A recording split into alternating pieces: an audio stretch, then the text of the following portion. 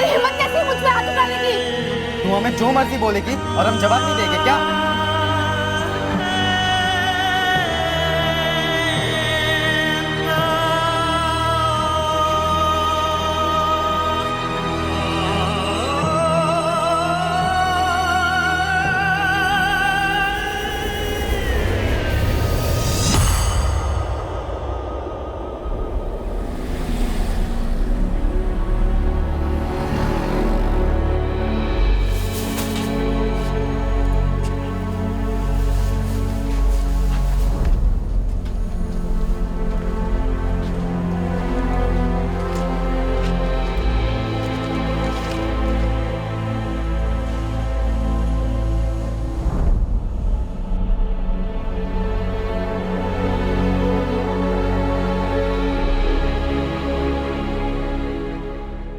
अरे गुस्से में चली गई है ना, इसलिए मोबाइल ऑफ करके रखा होगा। जैसे दिमाग शांत हो जाएगा लौट आएगी। साहब गुस्से में तो थी, बोल के गई थी मौसी के घर जा रही हूँ, लेकिन वहाँ पहुंची नहीं। अरे बलराम जी, बच्चा लोगों का एक तरीका होता है गुस्सा दिखाने का। कहीं जाकर बैठ जाते हैं और माँ बाप टेंशन में आके तिल मिलाते रहते हैं। वैसे यह गुस्सा 24 घंटे ज्यादा नहीं टिकता, आ जाएगी। लेकिन साहब मेरी नीलम कल शाम लगभग 6 बजे घर से निकली है, बोली मौसी के घर जा रही हूँ। उसकी मौसी राधेपुर में रहती है, मुश्किल से 2 घंटे का रास्ता होगा। वहाँ पहुंची नहीं, पता नहीं रात भर कहाँ रही होगी, फोन भी बंद है उसका। कल शाम 6 बजे गई है ना, तो 24 घंटा तो दो। आज शाम 6 के पहले आ जाएगी, गुस्सा थूक देगी।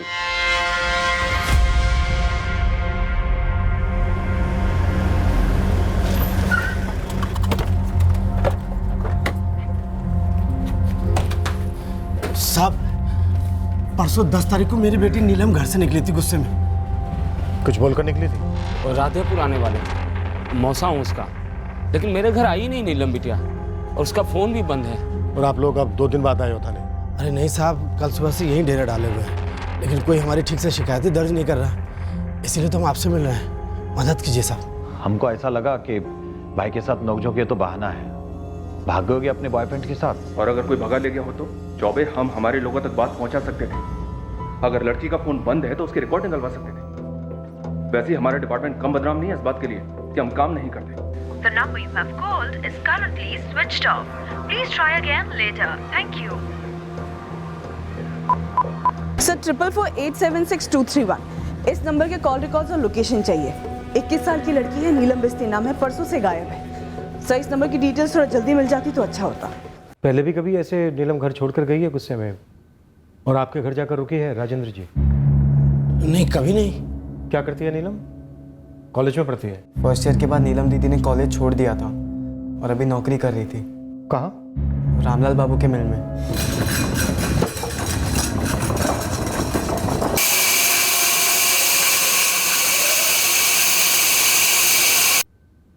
झगड़ा किस बात पर हुआ था चेतन? सर वो पैसों को लेके।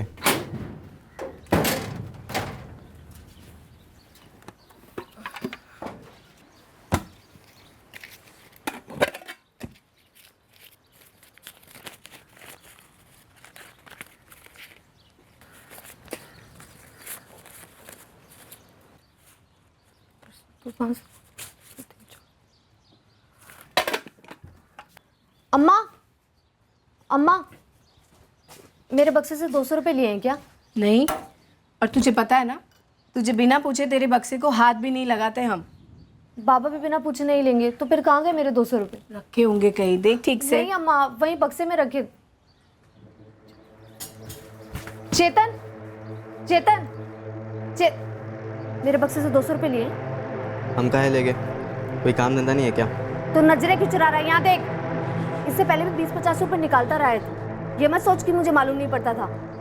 ओ दीदी, कमाने लगी हो ना तो इतना इतराने की जरूरत नहीं है। चुप, सीधे सीधे जवाब दे। 200 रुपए लिए या नहीं लिए? कौन सा 2000 रुपए ले लिए? मतलब लिए 200 रुपए?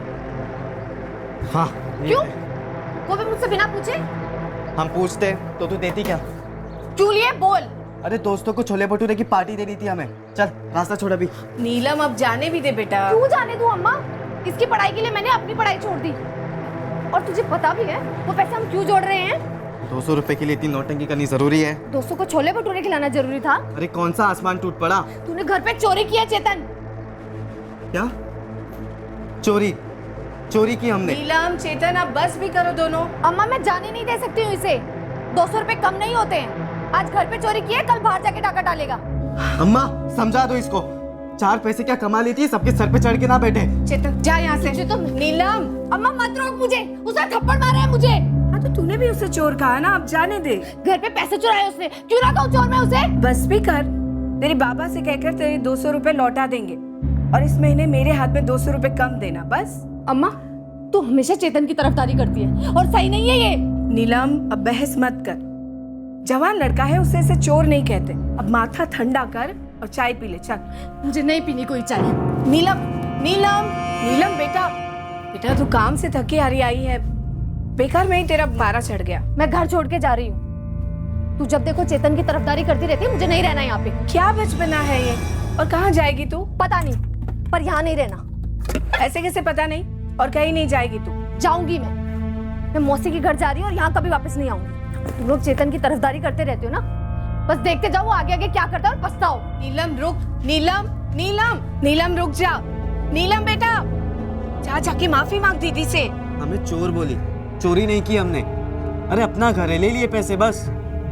नीलम दीदी सच में घर छोड़कर चली जाएगी, ऐसा मैंने सोचा नहीं था सर। इनकी बेटी है अर्चना, उससे नीलम की अच्छी बनती है तो कभी कभी मिलने चली जाती है इनके घर, रुकी भी है वहाँ। हम तो रात भर इंतजार करते रहे सर, लेकिन वो आई ही नहीं। शेरगंज से राधेपुर कैसे जाती थी? बस से? जी हाँ साहब। हमें अर्चना से बात करनी है। वो तो यही है सर, बलराम के घर।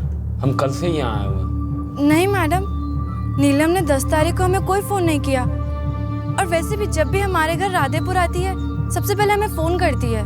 काफी करीब हो तुम दोनों? जी मैडम। कुछ पता है जा कहाँ सकती है? कहीं नहीं मैडम, वो बिना बोले गुस्से में तो कहीं जा ही नहीं सकती है, और कुछ भी हो जाए वो अपना फ़ोन कभी बंद नहीं रखती है। हमारी बेटी को अच्छे से जानते हैं हम। हाँ उसे कुछ बात पर गुस्सा जरूर आता है, पर तुरंत शांत भी हो जाती है वो। और मैडम जी जरा सोचिए, 21 साल की लड़की 2 दिन बिना किसी को बताए कहाँ जाएगी? नीलम दीदी जब भी कॉलेज जाती थी तभी उनकी 2 खास सहेलियाँ थी, मधु और कंचन। हम उनके घर भी हो आए सर, लेकिन दीदी वहाँ पर भी नहीं थी। कहीं और जा सकती है नीलम? साहब रुमाल जितना बड़ा है शेरगंज, हर कोई हर किसी को जानता है। दर्जनों लोगों ने नीलम को बैग लेकर निकलते हुए देखा था, लेकिन नीलम के दिमाग में क्या चल रहा था ये कोई कैसे पता करता? सबने सोचा होगा यहीं कहीं जा रही होगी। और बस स्टैंड से क्या रिपोर्ट? साहब 2 बसें हैं जो शेरगंज से राधेपुर के लिए जाती हैं पटना साइड में। मैंने दोनों बसों में बंदों से पता किया, किसी ने भी नीलम को नहीं देखा। हो सकता है बस से ना गई हो गुरु, हाईवे से लिफ्ट मांगी हो किसी से, या फिर पहले से ही तय होगा हाईवे पर मिलना किसी से। साहब म्युनिसिपल और सारे प्राइवेट अस्पताल खंगाल लिए हैं राधेपुर तक, मगर 10 अप्रैल की शाम तक कोई भी एक्सीडेंट वाला केस नहीं आया है जिसमें 21 साल की लड़की शामिल हो।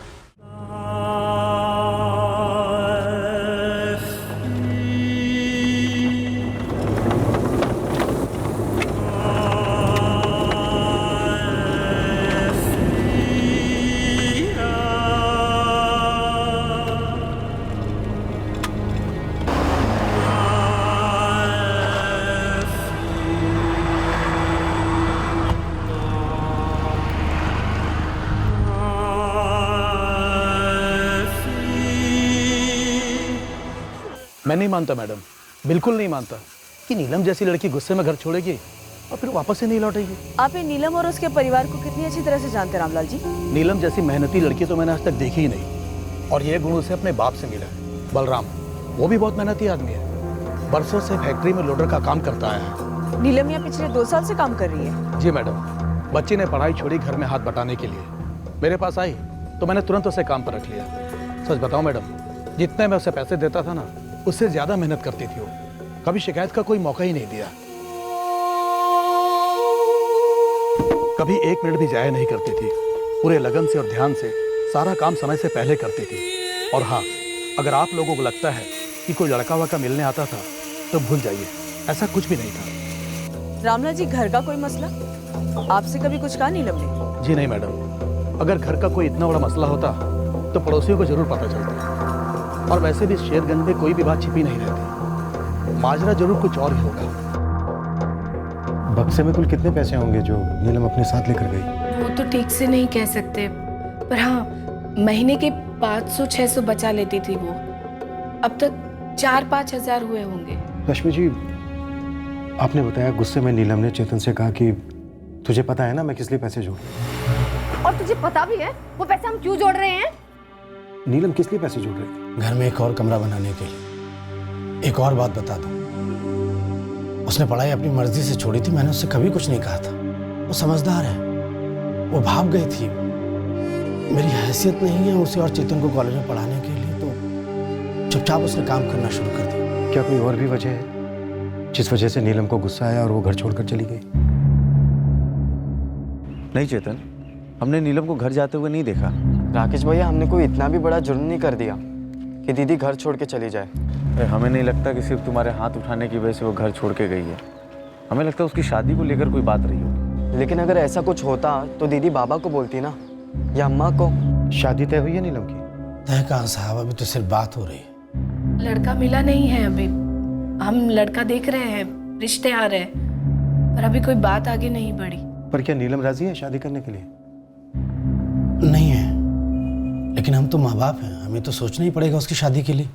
बाबा, अभी ना ही सोचो तो बेहतर है। ऐसा कैसे ना सोचें? एक तो 21 की हो गई है, ऊपर से कमाने लगी है। कल को ये ना कहे कि पैसों के लालच में तेरी शादी नहीं करा रहे हैं। और अर्चना तुझसे 2 साल छोटी है, फिर भी तेरी महादेवी मौसी ने अभी से उसके लिए लड़की देखना शुरू कर दिया है। अम्मा, एक बार हमारे घर का दूसरा कमरा बन जाए फिर कर देना हाथ पीले। मैं कौन सा मना कर रही हूँ? क्यों? दूसरा कमरा बनवाने के बाद यहीं पर जमे रहने का प्लान है? हाँ, मैं शादी ही नहीं करती तो यही रहूंगी ना। मतलब वो पूरा एक कमरा सिर्फ तेरे अकेले का? वाह भाई। क्या कोई लड़का है जिसे नीलम पसंद करती है, जिसकी वजह से उसने शादी के लिए मना किया? साहब, हम गरीब जरूर हैं, लेकिन इतने नहीं कि शर्म बिक गई। हमारी नीलम बहुत सुलझी हुई और समझदार लड़की है। वो ये बॉयफ्रेंड शॉयफ्रेंड के चक्कर में तो कभी आ ही नहीं सकती।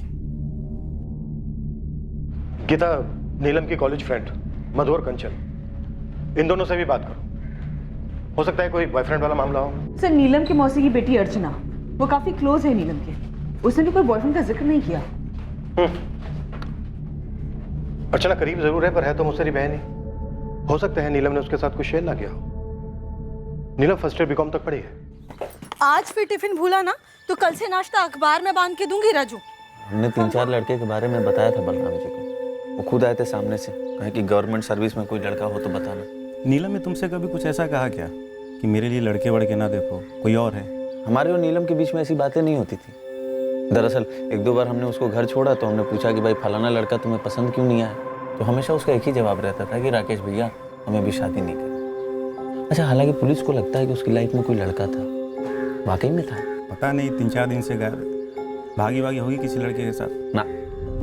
अगर कोई लड़का होता तो सबसे पहले घर पे बताती, भागती नहीं। अगर कोई होता भी तो रिश्ता इतना छुपा हुआ कैसे रह सकता है?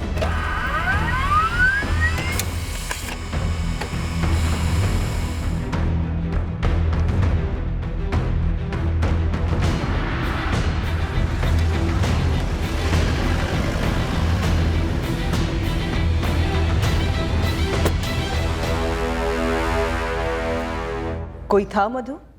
कंचन? मेरे हिसाब से नहीं। नीलम ने हमें कभी कुछ बताया ही नहीं मैडम। देखो, स्कूल से लेकर कॉलेज तक तुम तीनों साथ में थे। नीलम ने कभी कुछ ना बताया, लेकिन तुम दोनों ने कभी तो कुछ तो महसूस किया होगा।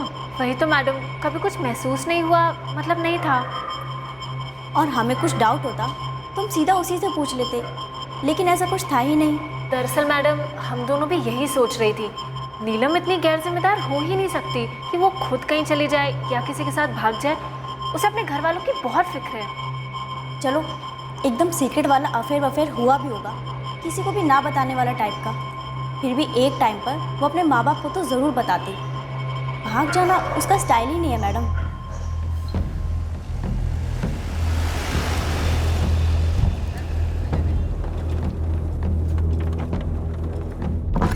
सर, नीलम के फोन रिकॉर्ड से तो कुछ भी नहीं मिला है। अपने फादर और बॉस रामलाल के अलावा यूसेज लगभग ना के बराबर है। लास्ट फोन लोकेशन 10 तारीख की शाम को शेरगंज हाईवे है। फोन हाईवे के पास स्विच ऑफ? जी हाँ सर, शाम को 7:15 बजे।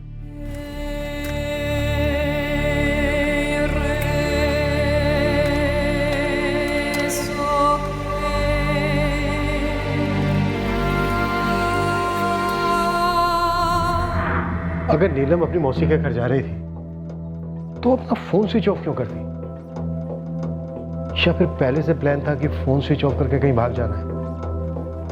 क्या जबरदस्ती उसका फोन स्विच ऑफ करवाया गया?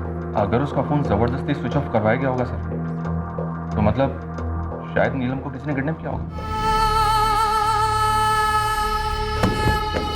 नहीं साहब, उस लड़की को गायब होने में हमारे कोई हाथ नहीं साहब। 10 अप्रैल की शाम को ऐसा कुछ हुआ, हम लोगों ने सुना भी नहीं साहब। बच्चों की कसम खा के कहना साहब, 10 अप्रैल को मैं सेकंड में था ही नहीं। अब तुम दोनों कान खोल कर सुनो। आज 14 अप्रैल है, 4 दिन हुए। पता करो लड़की कहाँ पर है, नहीं तो तुम दोनों लापता हो जाओगे हमेशा के लिए। 21 साल की लड़की है, फोटो फॉरवर्ड कर दिया मैंने आपको, जरा अनआइडेंटिफाइड बॉडीज की रिपोर्ट में चेक कीजिए। 10 अप्रैल की शाम को गायब हुई थी नीलम बिटी।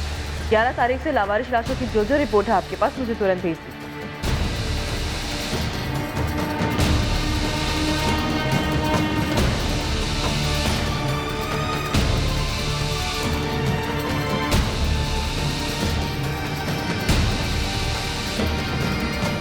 हर एक हिस्ट्री शीटर के एक मूवमेंट को चेक करना है। ये उन हिस्ट्री शीटर की लिस्ट है जिन पर और अटेम्प्ट टू के चार्ज लगे हुए हैं।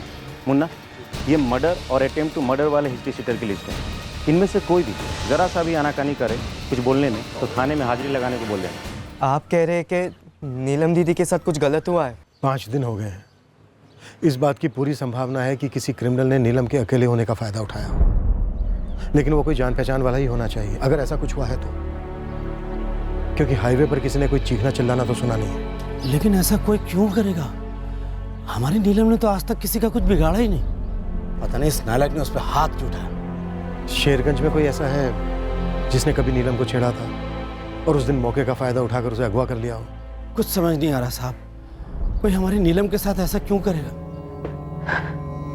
चौबे पूरा इलाका दोबारा से छान मारो, एक एक जगह ऑन द डबल। सिर्फ पूरे गया डिस्ट्रिक्ट में कहीं भी लावारिस लाश नहीं मिली जो नीलम से मैच करती।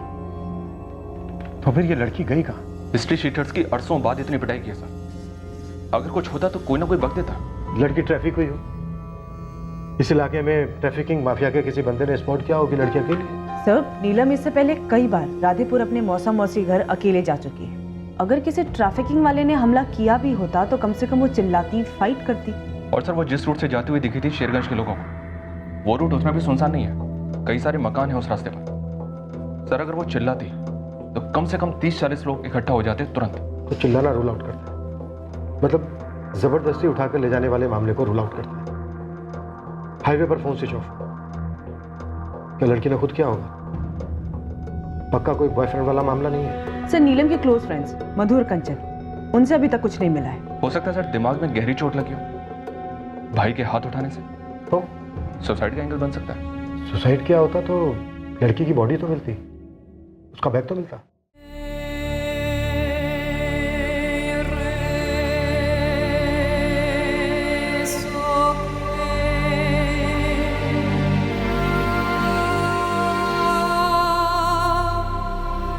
क्या वो हमें छोड़ के गई है? इसे थप्पड़ को लेकर बता देते तो 4 थप्पड़ मारते चेतन को। नहीं रश्मि, बात कुछ और है। किसी लड़के के साथ भाग तो नहीं गई नीलम? ये गुस्सा उसके भागने के इरादे को और हवा दे गया हो। कोई लड़का था क्या? नीलम ने तुम्हें कुछ बताया कभी? कैसी बात कर रहे हैं आप? आपसे कोई बात छिपाई है कभी? शायद कोई और छुपा रहा है सब कुछ जानकर भी। कौन? पता नहीं रश्मि, मुझे क्यों लग रहा है ये अर्चना जरूर कुछ जानती है जो छुपा रही है।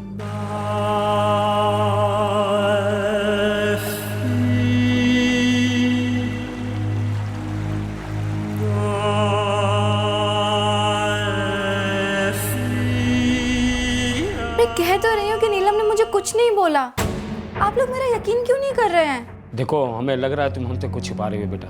देख बेटा, बाद में पता चला कि तुम्हें कुछ मालूम है तो बहुत बुरा लगेगा हमें। रश्मि दीदी और बलराम जीजाजी को मुंह दिखाने लायक भी नहीं रहेंगे। मैं सच कह रही हूँ, मुझे कुछ नहीं मालूम है। और आप लोग एक बात समझ लो, नीलम दीदी कब आती है हमारे घर? शनिवार या रविवार को, क्योंकि उसे एक ही दिन छुट्टी होती है। और 10 अप्रैल को तो सोमवार था, तो अगले दिन उसे काम पर नहीं जाना था क्या? तो वो ये कहकर कैसे निकली कि वो हमारे घर आ रही है? मुझे तो इसी बात में झूठ नजर आ रहा है। तुम कहना क्या चाह रही हो? यही कि वो ऐसा कहकर निकल ही नहीं सकती कि वो हमारे घर आ रही है। क्योंकि वो कभी ऐसा करती ही नहीं है। रश्मि दीदी ने तो हमसे यही कहा। हे भगवान, कहीं तो ये तो नहीं कहना चाह रही है कि रश्मि दीदी हमसे झूठ कह रही है। सब मैंने डाइवर्स लगा दिए। अगर सुसाइड होता तो 7 दिन में बॉडी फूलकर ऊपर आ गई होती। कहीं आगे बह तो नहीं गई है? सर, नदी से लगकर जितने भी गांव हैं, मैंने सभी के थानों को अलर्ट कर दिया था। कहीं से भी किसी बॉडी के मिलने की कोई खबर नहीं आई अभी तक। मैं सोच रही थी कि नीलम के बारे में हमें जो भी सुनने में आया है, काफी मजबूत किस्म की लड़की लगती है। पढ़ाई छोड़ी ताकि फादर का हाथ बटा सके, ईमानदारी से काम कर रही थी, पैसे बचा रही थी, और सब भाई से एक झगड़ा, एक थप्पड़, और इस कारण सुसाइड कर लिया। सब कुछ लॉजिकल नहीं लगता ये। पॉइंट तो है गीता, लेकिन नीलम की अभी तक खबर क्यों नहीं मिली है? कोई भी।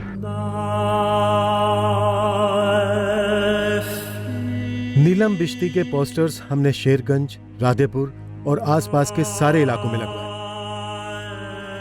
नीलम को गायब हुए अब 10 दिन हो चुके थे, पर अजीब बात थी कि हमें रिस्पांस लगभग ना के बराबर मिला। पर एक मसला था, एक किस्सा कही जो अब भी हमारे सामने नहीं आया था।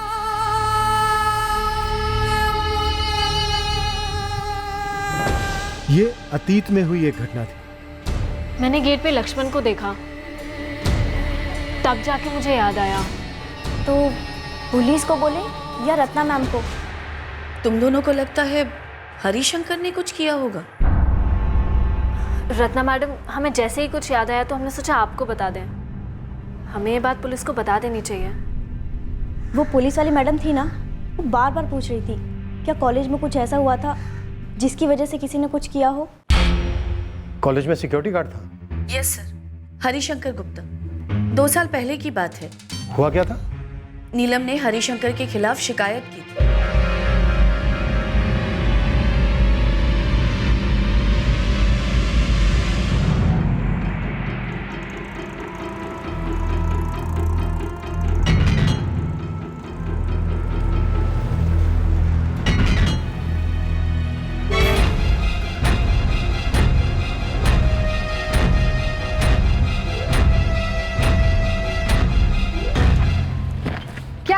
जब देखो तब घूरता रहता है।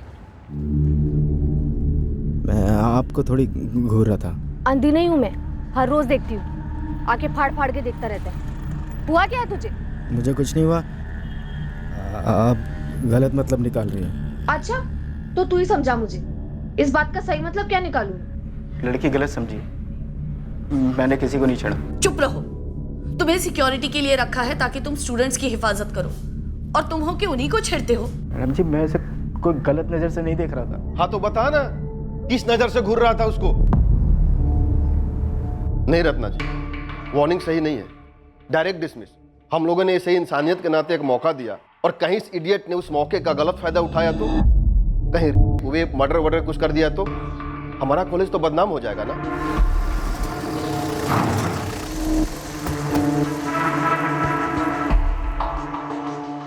अरे गुरु, खुसुर पुसुर तो हो ही रही है। दुबे जी, आखिर नीलम का पूरा परिवार झूठ क्यों बोलेगा? ये तो बलराम भैया, रश्मि भाभी और चेतन ही बता सकते हैं। लेकिन गांव वालों को क्या लग रहा है? अरे यही कि अगर मौसी के घर जाने के लिए निकली होती तो वहां पहुंचती, एक फोन तो करती। लगता है यहाँ कुछ और ही किया गया। मतलब पूरा बिश्ती परिवार ने खुद ही कुछ कर दिया लड़की को? अरे गुरु, हम लोगों के मुंह में पान डालते हैं, तुम हमारे मुंह में शब्द डाल रहे हो। अरे जितनी उड़ती उड़ती खबर थी सब बता तो दी। मधु, कंचन, नौकरी से निकाले जाने के बाद क्या कभी हरिशंकर ने नीलम को कोई धमकी वमकी दी थी? धमकी वमकी दी थी कि नहीं ये नहीं मालूम मैडम, पर नीलम ने कहा था कि उसने बात की थी। क्या बात की थी कंचन? क्या पीछा करने लगा था? कुछ नया नहीं है। रत्ना मैम को कंप्लेंट करने से पहले भी घूरता था, पीछा करता था। इस बार तो उसे आड़े हाथों लिए। उसने कोई धमकी वमकी दी क्या? नहीं नहीं। तो फिर?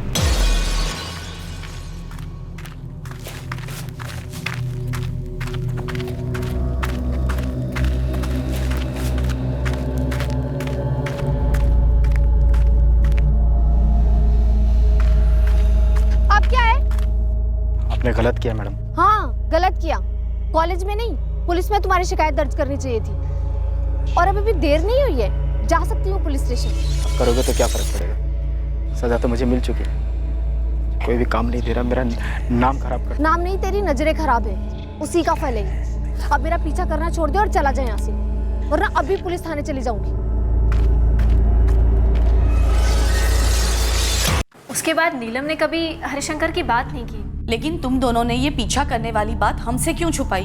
हमें लगा कुछ सीरियस मसला होता तो वो खुद ब खुद कंप्लेन करती आपके पास, लेकिन उसने कभी की ही नहीं, तो हमने भी नहीं की। सर, ये रहे हरिशंकर गुप्ता के सारे डिटेल्स, फोन नंबर, एड्रेस, सब कुछ। फोन नंबर, एड्रेस, ये सब 2 साल पुराने हैं सर। हमारे रिकॉर्ड में तो यही है। The number you have called is currently out of coverage area. Please try again later. Thank you.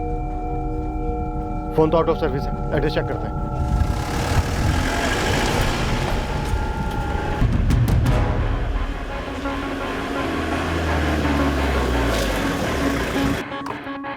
सुन, नाम क्या तेरा?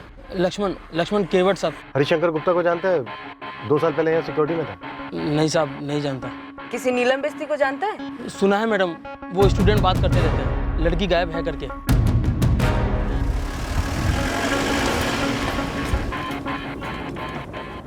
दीदी ने हमें चोर कहा, हमारा हाथ उठ गया और हम गुस्से में बाहर जाके बैठ गए। तो जब तुम्हारी दीदी घर छोड़कर चली गई तो उसने घर के बाहर तुमसे कुछ बोला था? नहीं सर, दीदी बहुत गुस्से में थी। अम्मा ने हमसे कहा कि जाके माफ़ी मांग लो, लेकिन हम अपने ईगो में थे, हमने माफ़ी नहीं मांगी सर। लेकिन हमें थोड़ी पता था कि दीदी लौटने नहीं वाली। चेतन, जब तुम्हारी दीदी घर के अंदर बैकपैक कर रही थी तो तुम्हारी माँ और उसके बीच जो बातचीत हो रही थी वो नहीं सुनी तुमने? नहीं सर, हम तो बाहर बैठे थे ना, और अंदर वो चिल्ला तो नहीं रहे थे। तो जब तुम्हारी दीदी ने कहा कि वो तुम्हारी मौसी के यहाँ जा रही है राधेपुर, उस वक्त तुम घर के बाहर बैठे थे, तुम्हारे बाबा घर नहीं लौटे थे, तो मतलब ये बात सिर्फ तुम्हारी माँ ने सुनी? जी सर, आप ऐसा कह सकते हैं। तुम्हारे बाबा ने कब फोन किया था राधेपुर, ये जानने के लिए कि क्या नीलम वहाँ पर आई है? जब वो शाम को घर लौटे थे काम से। कितने बजे थे? 7, सवा 7 के आसपास। महादेवी, क्या नीलम ने तुम्हें फोन किया? अभी तक नहीं आया जीजा जी, ना मुझे ना अर्चना को। लेकिन आप लोग बता क्यों नहीं रहे कि आखिर माजरा क्या है? अब क्या बताएं, यहाँ चेतन के साथ उसका झगड़ा हो गया तो गुस्से में निकल गई 6, सवा 6 के करीब यहाँ से, ये कह के कि मौसी घर जा रही है। हे राम, ऐसा क्या झगड़ा हो गया जीजा जी? और इतनी शाम को अकेली कहाँ चली गई लड़की? राम जाने महादेवी, इस नीलम को इतना गुस्सा क्यों आता है, और पगली ने फोन भी बंद कर रखा है। 6:30 की भी बस ली होगी यहाँ से दीदी ने, तो 8:30 से पहले थोड़ी ना पहुंचेगी राधेपुर। तो चुप कर, बड़ी बहन पे हाथ उठाता है बेशर्म। तूने उसके पैसे क्यों चुराए बक्से से? अब आप भी हमें ही डांटेंगे। 200 रुपये क्या ले लिए दोस्तों को पार्टी देने, सबने गुनहगार मान लिया हमें। 8:30 बजे जब मौसी को फ़ोन किया तो दीदी तभी भी वहाँ नहीं पहुँची थी, और तब भी दीदी का फ़ोन बंद ही था। अच्छा चेतन, क्या लगता है तुम्हें, ये झगड़ा, ये थप्पड़, ये सिर्फ एक बहाना था? हो सकता है घर छोड़ने का असली कारण कुछ और ही हो। मतलब सर? मतलब ये मौसी के यहाँ जाने वाली बात क्या झूठी है? लेकिन सर, हमारी अम्मा झूठ क्यों बोलेगी? अर्चना ने हमसे कहा कि वो शनिवार या रविवार को ही वहाँ आती थी, या किसी छुट्टी के दिन। वो अपने काम पर एक दिन के लिए भी एब्सेंट नहीं रहती थी और ना ही लेट होती थी, फिर उसे गुस्सा चाहे जितना भी आया हो। चेतन, कुछ जानते हो तुम? कुछ नहीं। क्या जानते हम? जिस दिन उसे कॉलेज से निकाला गया उसके 1 हफ्ते बाद ही हरिशंकर ने एड्रेस छोड़ दिया, 2 साल पहले। वहां से कहाँ चला गया? कोई लीड? उस वाक्य के बाद किसी ने भी हरिशंकर गुप्ता को नहीं देखा, पूरे शेरगंज में कहीं नहीं देखा। अगर आप चाहें तो मैं उन लोगों से कांटेक्ट कर सकता हूं जो हरिशंकर के टच में हो सकते हैं। तुम उसके टच में नहीं हो? उस कॉलेज वाले मामले के बाद मैंने उससे कभी भी काम पर नहीं भेजा और ना ही कोई बात हुई। हमें उसका लेटेस्ट फोन नंबर चाहिए दिनेश। हमें शक है कि नीलम रिश्ते के साथ उसी ने कुछ किया है। मैं बंधु से बात करता हूँ और जो भी जानकारी मिलती है मैं तुरंत आपको दूंगा। सर, टाइमिंग खटक रही है। बदले की कोई टाइमिंग नहीं होती है गीता। हमने कई केसेस में देखा है, लोग बाग 20-20 साल के बाद भी बदला लेते हैं। सर, मैं 10 अप्रैल की शाम की टाइमिंग की बात कर रही हूँ। नीलम झगड़ा करने के बाद घर से गुस्से से निकलती है और फिर उसी दिन उसी शाम को चुन चुन के उसे कौन मिलता है? हरिशंकर गुप्ता। टू मच इत्तेफाक सर। जरूर है, पर एक से ज्यादा इत्तेफाक होते तो हम दोबारा सोच सकते। एक का गुस्सा, एक का बदला, आपस में टकरा जाना, ये भी तो इत्तेफाक हो सकता है। बट सर, नहीं, चलो मान लेते हैं एक बार को कि ऐसा नहीं हुआ, पर इससे हमारा सवाल तो चेंज नहीं हो जाता कि नीलम बिस्ती कहाँ है, क्या हुआ है उसके साथ।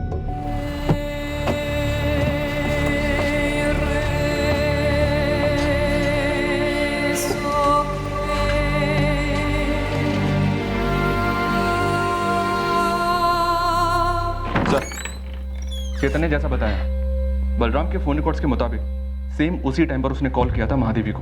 ज़्यादातर ऐसे केसेस में पेरेंट्स और फ्रेंड्स कुछ बताएं ना बताएं, लेकिन कॉल रिकॉर्ड्स छुपे बॉयफ्रेंड और अफेयर्स का अंदेशा देते ही हैं। नीलम के पास दूसरा फोन होने के चांसेस काफी कम है सर, और उस दिशा में हमारे पास कोई सुराग भी नहीं है। सर, अगर दूसरा फोन होता तो कहीं ना कहीं बॉयफ्रेंड भी होता, जो राधेपुर में या यहाँ शेरगंज में या कहीं तो होता, और उसके बारे में हमें अंदेशा तो मिल ही गया होता। हरिशंकर गुप्ता के पीछे हाथ धोकर पड़ जाओ सर। और मैं पढ़ता हूँ बिश्ती परिवार के पीछे। क्या इन्होंने कुछ नीलम के साथ कर दिया है?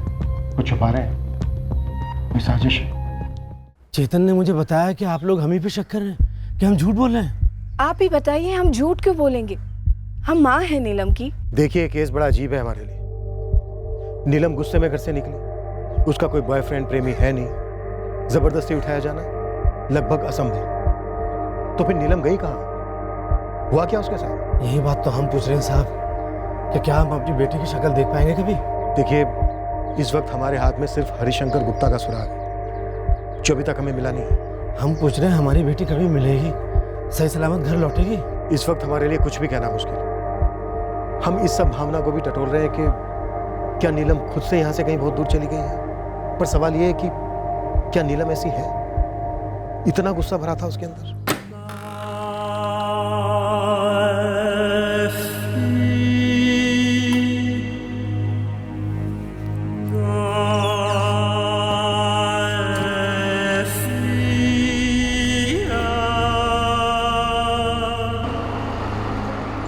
एक भाई को अपनी बहन पर हाथ उठाने का पछतावा था।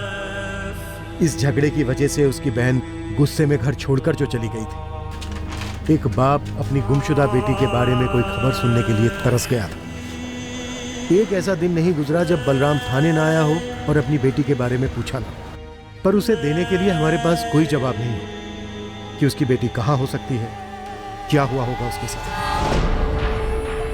इस वक्त तक हम हरिशंकर गुप्ता को नहीं ढूंढ पाए थे। इस केस में हमारे पास एक ही संदिग्ध था, वही मुख्य संदिग्ध था, और वो था हरिशंकर गुप्ता। दिन हफ्ते बने, हफ्ते महीने, फिर भी नीलम बिश्ती केस 1 इंच आगे नहीं बढ़ रहा था। 10 अप्रैल की शाम को क्या हुआ था, इसके बारे में खबर का एक कतरा सामने नहीं आ रहा था। नीलम को गुस्से में घर छोड़े अब 11 महीने बीत चुके थे, और एक फोन कॉल आया।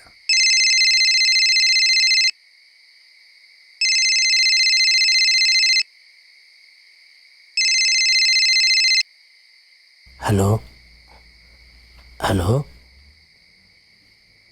हेलो, अरे कौन है भाई, कुछ तो बोलो।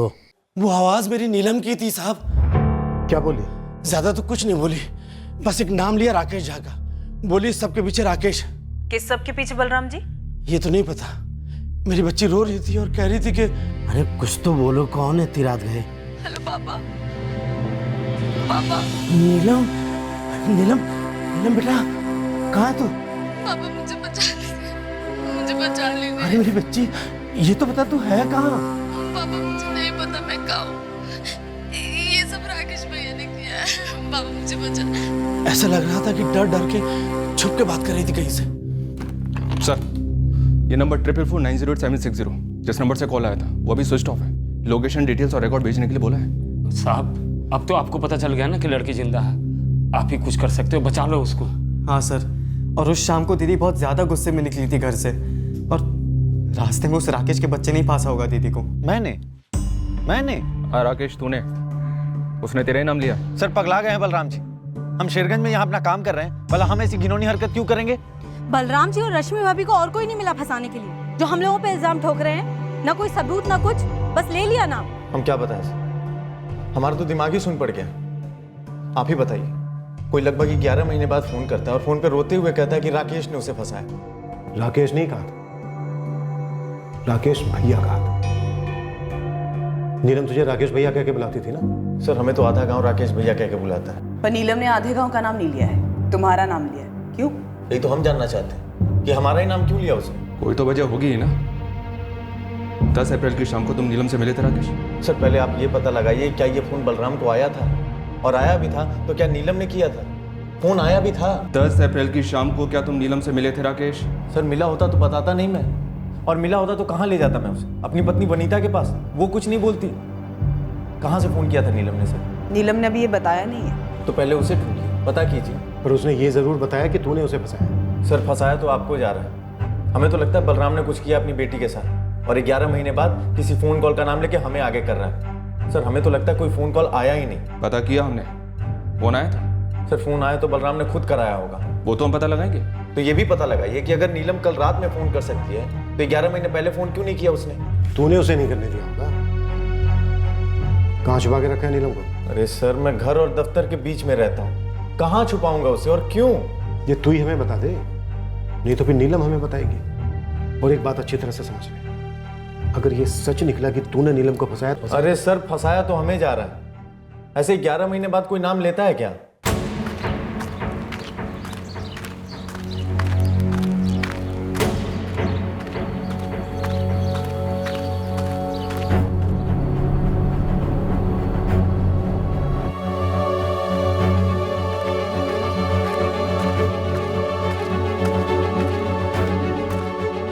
राजेंद्र कल चलना है मेरे साथ, मैं अकेले नहीं जा सकता।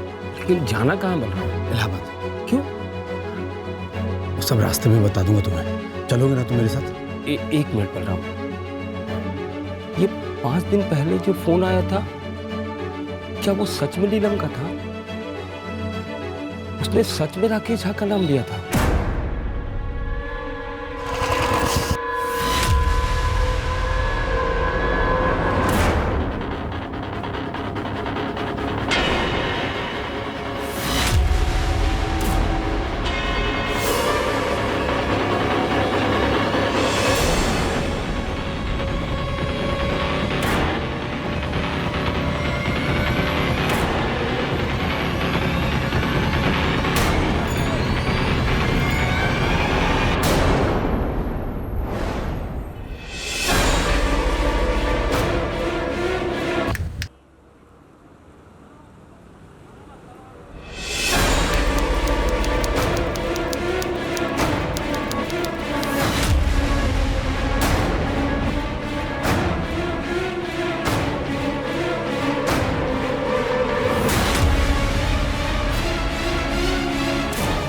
दोनों रास्ते में। कागजात 10 मिनट में आ जाएंगे।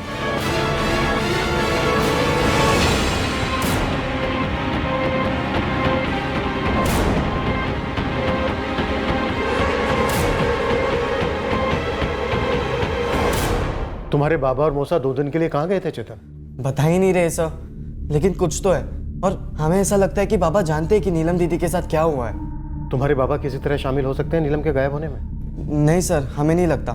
लेकिन बाबा जब से लौटे हैं ना, तब से बहुत खामोश है। सर कुछ तो है जो वो जानते हैं।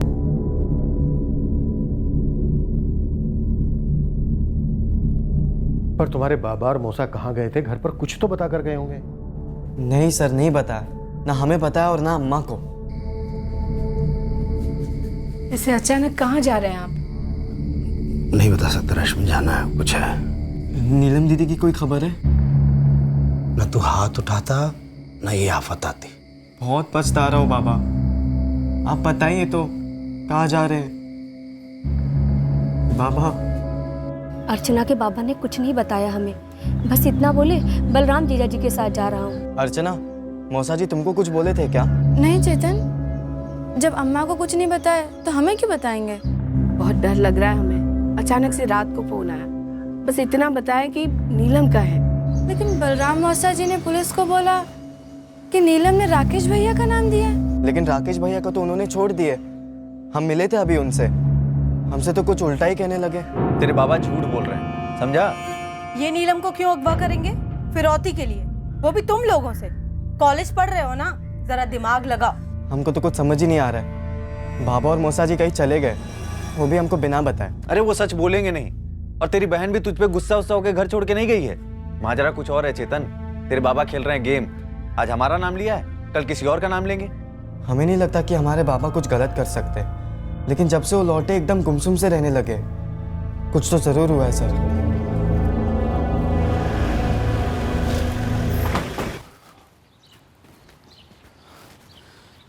क्या खिचड़ी पक रही है बलराम जी? क्या? अपने साड़ू भाई राजेंद्र के साथ कहाँ गए थे आप? काम था। कैसा काम? अपने काम से गया था। जी वो कुछ निजी काम था। हाँ तो बोलिए ना, क्या निजी काम था? बलराम का काम था, मैं तो बस साथ गया था। ऐसे गोल गोल बात करने से तो हम पीछे हटेंगे नहीं राजेश जी। तो बोलिए क्या निजी काम था? निजी का मतलब क्या होता है? जिसके बारे में दूसरों को जानने की जरूरत ना हो। आप लोगों को हर चीज पे शक क्यों है? शक इसलिए बलराम जी, राजन जी, क्योंकि आप सिर्फ हमसे ही नहीं, अपने घर वालों से भी कुछ छुपा रहे हैं। मैं शेरगंज छोड़ना चाहता हूँ, इसलिए इलाहाबाद गया था नए काम की तलाश में राजेंद्र को साथ लेके। अब इसमें ऐसा भी कुछ निजी नहीं है, पहले ही बता देते। काम मिला? नहीं, फिर जाना है। पर आप जा क्यों रहे हैं शेरगंज छोड़कर? मेरा दम घुटता है, बेटे की याद सताती। आप लोग को अंदाजा भी है कि एक बाप पे क्या बीतती जब उसकी गुमशुदा बेटी की खबर तक नहीं मिलती? आप लोगों ने तो आज तक कुछ किया नहीं।